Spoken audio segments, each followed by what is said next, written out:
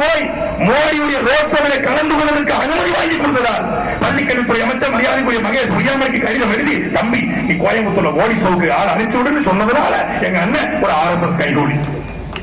நல்லா புரிஞ்சுட்டீங்கன்னா இஸ்லாமிய பெருமக்கள் நல்லா பாத்துக்கோங்க. RSS கைகூலி எது பாத்துக்க மாட்டேங்க, முறையா பாருங்க ப்ளீஸ்.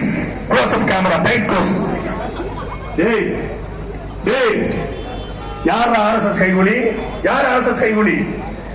எந்த முன்னணி என்று வந்தால் வீரத்தமிழர் முன்னணி என்று வைத்து, நீ ராமன் என்றால் ராமன் என்று தூக்கி, உனக்கு விநாயகர் என்றால் எனக்கு முருகன், உனக்கு ஜெயகாலி என்றால் எனக்கு வெற்றிலே வீரர் முழங்கிய செந்தமிழ் சீமானடா RSS கைகூலி. இவரா